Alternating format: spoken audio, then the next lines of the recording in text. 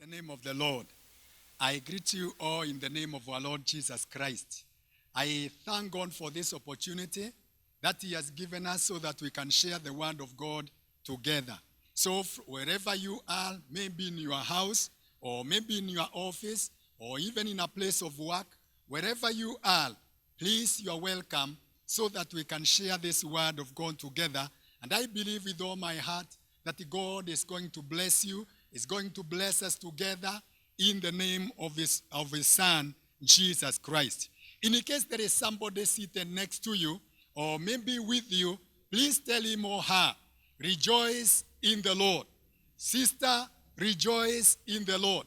Brother, rejoice in the Lord. Now turn to yourself and confess, I am rejoicing in the Lord, and I will rejoice in the Lord. Confess once and again, I am rejoicing in the Lord, and I will rejoice in the Lord. Our sharing is about rejoicing in the Lord. From the book of Philippians chapter 3, verse 1, the Bible says, finally, my brothers, rejoice in the Lord. It is no trouble for me to write the same things to you again, and it is a safeguard for you. Then chapter 4, verse 4, the Bible says, rejoice in the Lord always. I will say it again, rejoice. Rejoice in the Lord always, and I will say it again, rejoice. Paul was writing to the Philippians, and he is telling them, rejoice in the Lord. Rejoice in the Lord. And that is what we are also sharing today. Rejoice in the Lord. Rejoice in the Lord. And once again, I say rejoice. That is in verse 4. This church of Philippians, Paul loved this church so much. He had the church in his heart, as we see from the word of God in the Philippians, the book of Philippians chapter 1, verse 7 and verse 8.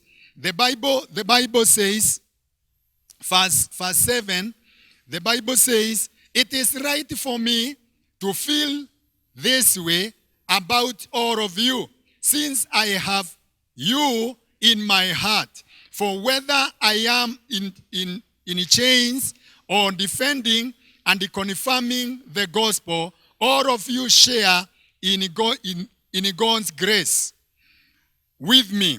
Then verse 8 says, God can testify how I long for all of you with the affection of Christ Jesus. So Paul, when he is writing to the church of Philippians, he has the church in his heart. He loved them so much, and he saw what he is feeling and what he is experiencing. He comes and he tells them, rejoice, brethren.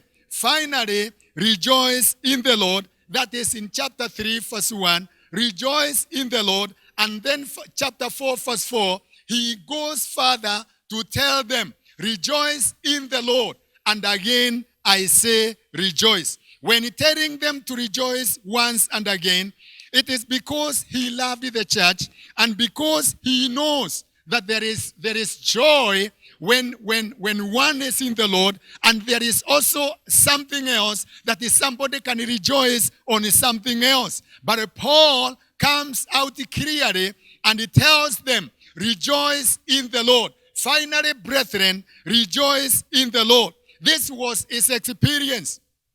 When he is telling them, rejoice in the Lord, he is telling them about his own life. When he was writing to them, he was in a prison in Rome, awaiting trial there.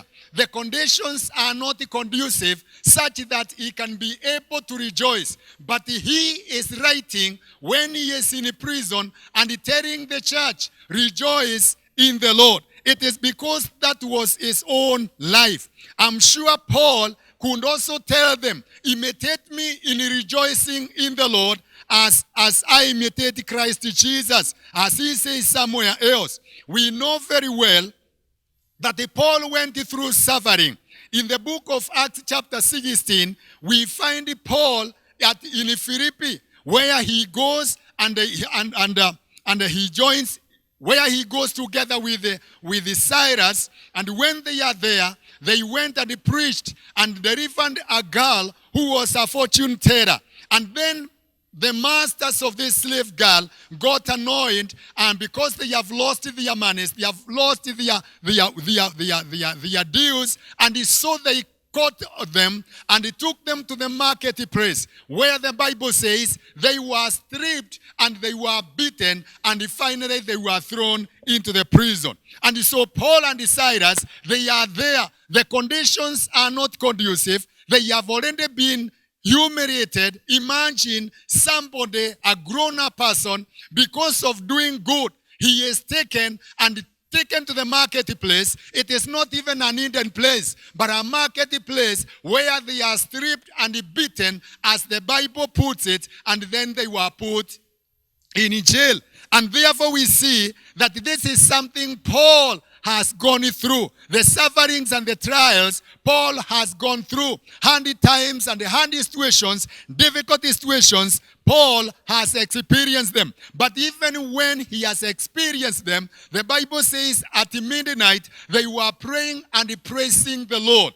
It is only a heart which is rejoicing in the Lord can be able to praise the Lord. It is only a heart which is rejoicing in the Lord can be able to offer a sacrifice of thanksgiving. It is only rejoicing in the Lord that the heart can be able to offer a sacrifice of praise. And this is what is happening with Paul, that in the jail, in those difficult situations, in that handiness of time, Paul is able to praise the Lord. Paul and Silas are able to worship the Lord just because there was joy of the Lord in their hearts. And so Paul comes to encourage them while he is still in jail or in a prison in Rome. And he tells them, brethren, rejoice in the Lord. And again, I say rejoice.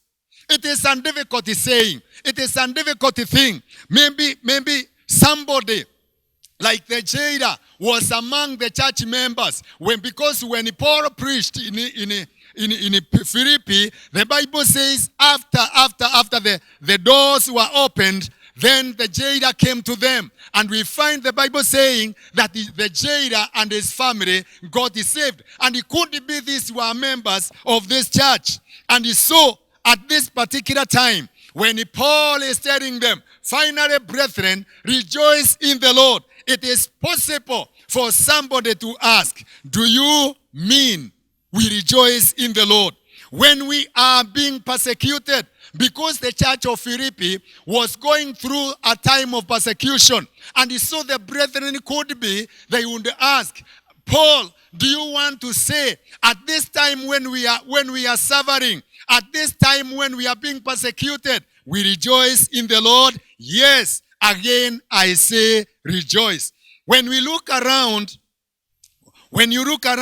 you see nothing to make you rejoice or to rejoice about. Things are so difficult. Things are so negative. Things are not going the way you want. And so you look around and you say, there is nothing to rejoice about. But the Bible encourages us this day, rejoice in the Lord. And again, I say rejoice. And I am hearing maybe some saying, when my business has closed or my business is going down, do you want to mean I rejoice in the Lord? I rejoice. Yes, rejoice in the Lord. And again, I say rejoice. When I have lost my job, do you want to tell me to rejoice? Yes, I say rejoice. And again, I say rejoice. When I cannot travel to see my people in Nairobi or in my Mombasa at this particular time of COVID-19. Yes, the Bible says rejoice, and again I say rejoice. When my people cannot come from Mombasa, those places, or even in Nairobi, to see us where we are in the village, do you want to say that we rejoice? Yes, Paul is saying, rejoice in the Lord, and again I say rejoice. When our crops have been swept away by the floods, do you want to say that we rejoice? Yes, rejoice in the Lord. And again, I say rejoice. When our children are at a home, they are not going to school, do you want to say we rejoice? Is there anything around to rejoice about? Yes, rejoice in the Lord. And again, I say rejoice. When nothing is going on well, when the situation is negative, do you want to say, I rejoice? Yes, rejoice in the Lord. And again, I say rejoice. Preacher, maybe somebody could be asking, unbeliever could be asking, when we cannot gather together for our Sunday services, for our midweek services, for our home cell meetings, for our prayer meetings, do you want to say we rejoice? Yes, the Bible says, rejoice in the Lord. And again, I say rejoice. In sincerity, it is a hard saying. It is a hard thing. When we say rejoice, when the Bible tells us rejoice, and again I say rejoice. Rejoice in the Lord. It is a handy saying, especially for us and the entire world when we are going through a difficult time. In Kenya especially, we are going through the floods. We have gone through the locust issue. We are going through the hard times of our economy. Do you want to say we rejoice? Yes, rejoice even at that negative, at that handy situation. Because although it is a handy saying, yet it is worthy acceptance. It is worthy of our acceptance. Rejoice in the Lord. As Paul is telling the church of Philippi, he is also telling us today, rejoice in the Lord. And again, I say rejoice. How are we going to achieve it? Because it is a handy saying. It is a handy saying that we rejoice when we are going through this difficult situation. Preacher, how are we going to make it? You know what? Jesus Christ told his disciples in Luke chapter 12, verse 32, fear not, O little flock, for it is your Father's good pleasure to give you the kingdom. And again in the book of Romans chapter 14, verse 17, the Bible says, for the kingdom of God is not just eating and drinking, but righteousness, peace, and joy in the Holy Ghost. And so joy is part of the kingdom. This kingdom which the Father pressurably wants to give unto us. This kingdom which Jesus Christ says, it is your Father's good pleasure to give you the kingdom. Part of this kingdom is joy in the Holy Ghost. And therefore, as the Bible says, Philippians chapter 2, verse 13, for it is God who worketh in you, both to will and to do of his good pleasure. It is God who is at work in you. It is God who is at work in you. Not only to will, that you can will to do it, but to will and to do. Is good pleasure. And so because it is his pleasure to give us the kingdom, God will work it in us. Both to will and to do. Both to will, to rejoice in the Lord. And to do it, to rejoice in the Lord. And so it is the pleasure of our God to do it unto us, to enable us to rejoice in the Lord. Praise the name of Jesus. It is the nature of man. It is the nature of humanity that to rejoice when things are good. But Paul, even when it is the nature of humanity to rejoice when things are good, Paul did not tell the Philippians, rejoice in your riches, rejoice in the good, your successes, rejoice in your families being well. Paul knew that there were families who are very rich. Lydia was there. There were families who are doing well, and some were doing well. And therefore, he could have told them, rejoice in your riches. Rejoice in your riches. Rejoice in your well-being. But Paul did not tell them like that, because it is the nature of man. When there is good health, somebody will rejoice. When the children are doing well, somebody is is rejoicing. When the family is doing well, somebody is rejoicing. When the business is doing well, somebody is rejoicing. When you have graduated, especially those who are going to graduate, you rejoice and you feel good. When you have been promoted, you rejoice, you feel good. When you have gotten a bumper harvest, you rejoice and you feel good. Why? Because they are good things. It is not bad to rejoice when these things are good.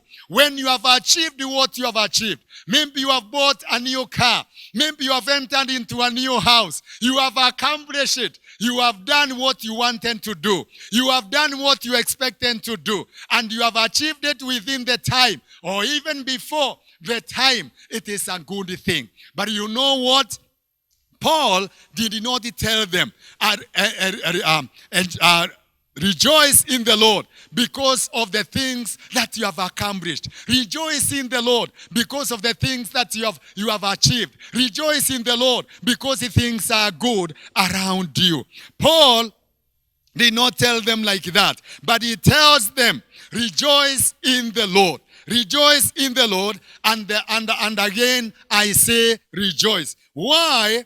The sources of our joy, when things are good, when the circumstances are good, the source of joy is circumstantial. When we rejoice because of what we have achieved, when we rejoice because of what we have received, when we rejoice because of A, B, C, D around us, and the things and all is well around us, all those things are circumstantial. They are temporary and they can change with the time. They can change with the time because they are subject to the forces around us. And therefore, the result is frustration. The result is grieving. The result is grumbling. That when the things that where the source of joy, the source of your joy, because it is circumstantial, because it is affected by the environment and the forces in the environment, that is, the result is frustration. You will not be the way you are. The things that you expected, they have not been accomplished because something has changed. You feel frustrated. One feels frustrated, and what comes again is the grieving and the grumbling. And our God is not pleased by that. I remember one time there was a brother in one of the colleges, and this brother used to be number one from the first year. The second year, he was number one. And so it as it were, when during the graduation of that college, the head of state, whom by that time was President Moi, could shake the first person in the class or in the year. And so this brother knew very well that he will greet the president. He will shake the president's eye in hand. In every situation, in every, when every eye, the parents, those who have come to witness the graduation, and the graduates, and everybody else in the congregation, they will see me, the brother, greeting the president. But the source of joy, as we are saying, it is circumstantial, it is temporal, it is subject to change. And within the third year, the college was named a university college. And so the systems changed, such that now the chancellor, who was the president, will not just shake somebody's hand, but he will just say, he will pronounce when the names have been read. And therefore the brother got so frustrated because the source of joy was being greeted by the president. Couldn't it be you are like that, where you are put your joy, where the source of your joy is? Paul knew such a thing, and he told the Philippians, and he is telling us today by the Spirit of God, rejoice in the Lord. And again I say rejoice. He knew that, and he knew things can change. And so he told them, rejoice in the Lord. And again I say rejoice. This joy is based on the Lord. It is not based on anything else. It is based on Christ Jesus. When he says rejoice in the Lord, it is based on Christ Jesus. It is based on our union with Christ Jesus. And so he is telling the brethren, finally, brethren, rejoice in the Lord. It is true. I know there are many other things you can rejoice in, you can rejoice about, but there is one area, there is one thing that you need to rejoice in, and this is the Lord Jesus Christ. Rejoice in the Lord, and again I say rejoice. Christ Jesus is eternal. The Bible says he is eternal. He is yesterday, today, and forever. He does not change, but he can change circumstances. He is ever present. He is ever there. And when we make Christ Jesus the source of our joy, then our joy will always be there. It is not affected by the circumstances. It is not affected that I have not harvested. It is not affected that I have not achieved what I wanted to achieve. It is not affected by the things that are going around, because it is based on my union with Christ Jesus. And so Paul encourages the brethren. Finally, brethren, rejoice in the Lord, and again I say rejoice. Rejoice in the Lord, because joy in the Lord is not affected by the circumstances that are going on. When we look at the book of Habakkuk, we see something there. Maybe we can read together the book of Habakkuk, the first Habakkuk chapter 3, verse 17, 18, and 19. This is what the Bible says. Though the fig tree does not bud, and there are no grapes on the vines, though the olive crop fails, and the fields produce no food, though there are no sheep in the pen, and no cattle in the stores. Verse 18, yet I will rejoice in the Lord. I will be joyful in God of my salvation. Then verse 19, the sovereign Lord, or the Lord God, is my strength. He makes my feet like the feet of a deer. He enables me to go on the high places. Amen. Praise the name of the Lord. Habakkuk is saying, it is true, things can be negative. Things can be negative. Things can be the way I'm not expecting to be. I expect things to be good. I expect harvest. I expect sheep to be there. I expect the business to be running well and in getting more profit. I expect everything to be good. Yet even when it is not the way I expect, I will rejoice in the Lord my God. I will rejoice in the Lord my God. I will be joyful in God of my salvation. Verse 19 he says, the Lord God is my strength. The Lord God is my strength. The Lord God is my strength. Sincerely, when the Lord God is my strength, there is nothing, because the strength of God enables me to overcome. The strength of God in me enables me to overcome the situation, enables me to go through the situation and overcome the situation and come to the other side. And he says, the Lord God is my strength. He makes my feet like the feet of a deer.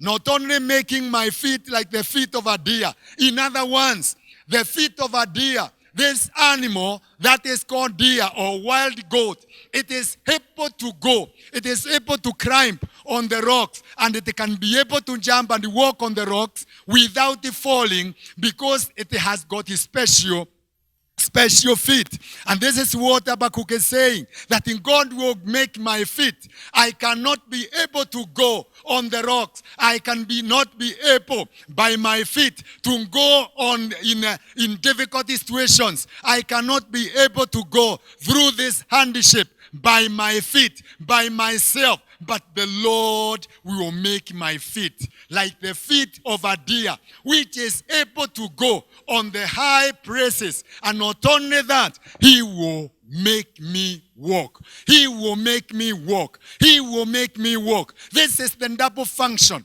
This is the double function that God is not only giving us the resources to go through, but even also bringing the resources together so that the particular thing, the particular project can be accomplished, so that we can be able to go through. The Bible says he works in us both to will and to do his good pleasure. Here the Bible is saying, he makes my feet. In other words, he makes my feet. By my feet, by my effort, I am not able to go through. By my effort, I am not able to go through. But when I rejoice in the Lord, who is my strength, he makes my feet like the feet of a deer. And not only that, he makes me able to walk. He makes me walk on my high places.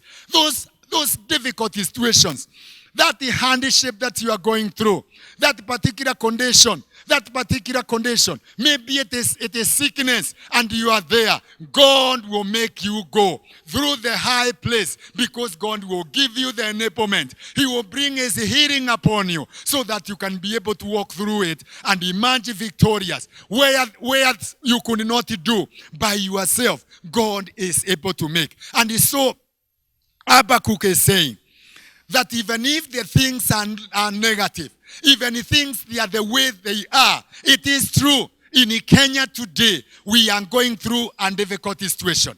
We are going through a hardship. But I thank God that even when things are like that, we will rejoice in the Lord our God. For he is our strength. For he is our strength. And he will give us the ability. He will give us the ability. He will make our feet like the feet of the deer. In other words, we are able to go because God has worked on our feet. God has worked in us. God has worked on us. And we are able now to walk. And not only that, he will make us walk. He will make us walk.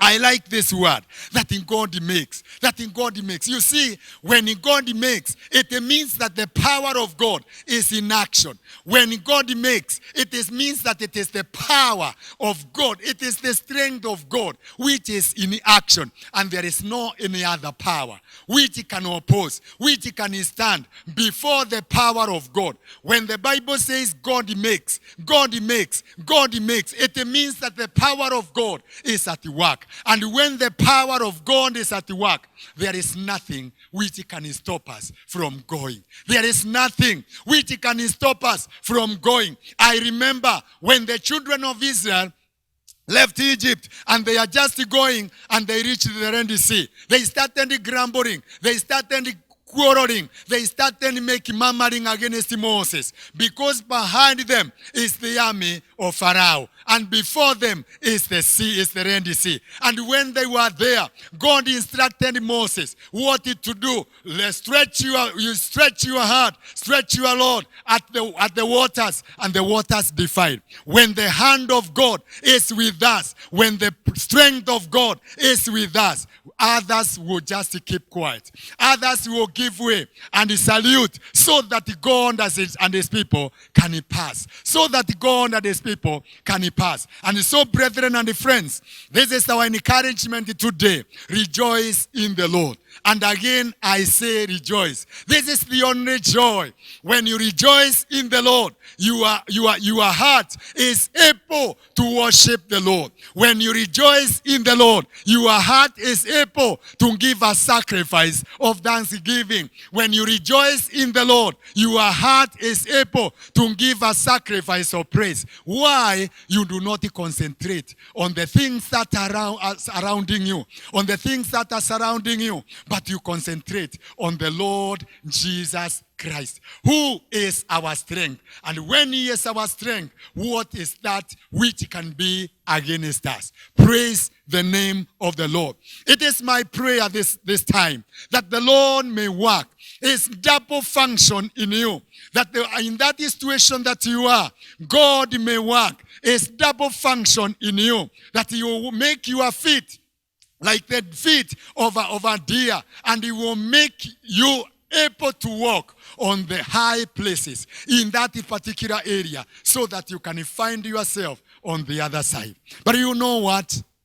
For you to rejoice in the Lord, it is not easy, it is not possible for you to rejoice in the one that you have not known. You can only rejoice in the Lord when you have an experience, when you have a relationship with this God. You can be able and tell God, God, I will rejoice in you. Like we are confessing today, I am rejoicing in the Lord. And I will rejoice in the Lord. As Habakkuk is confessing, I will rejoice in the Lord. I will rejoice, I will be joyful in God of my salvation. This is the same thing that we are saying today. But you cannot say that with confidence if you have no relationship with the Lord Jesus Christ. Wherever you are, and you are watching and you are listening, and you would want to partake of this, that you can rejoice even when things around you are negative, even when things around you are difficult, even when you do not know what to do next. You can rejoice in the Lord. And when you rejoice in the Lord, then God himself, he will work, we will work in you, both to will and to do his good pleasure. He will work on your feet and make them as if feet like that of a deer. And he will make you walk with that feet which he has made. He will make you walk on the high places, those difficult places. Could be you are there with us, watching unto us, and listening, and you would want to experience this joy and be a partaker of this. Rejoice in the Lord. Please pray this prayer after me. Go, oh God, I have heard your word. I acknowledge the work of the Lord Jesus Christ on the cross, that it was for me. It was for my sins. I welcome you, Lord Jesus. I open my heart. Forgive me and make me a new creation. Thank you, God, for saving me. May the Lord God bless you. May the Lord God uplift you. May the Lord give you the joy of salvation. And may you continue confessing, I rejoice in the Lord. And again, I will rejoice in the Lord. May the Lord our God bless each one of us in the name of the Lord Jesus Christ. And may you remember, it is only the joy in the Lord that does not change. Other sources of joy will change. So may you walk rejoicing in the Lord. In Jesus' name, amen.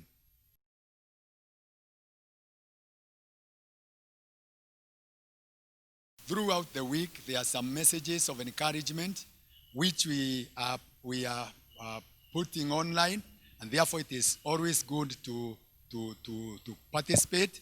Again, our midweek service, it is online every Wednesday, and it is important for us to participate in the name of Jesus Christ. We also want to thank each one of us for your continued support of the ministry through your tithes and offerings. Please, willingly, let us continue encouraging ourselves through the support of this ministry in the name of the Lord. Our pay bill number is 862350. Do as per the blessings of the Lord. May the Lord our God bless you. Please remember, whatever you are going through, rejoice in the Lord always. And remember the song, rejoice in the Lord always. And again I say, rejoice. May the Lord God bless you. Amen.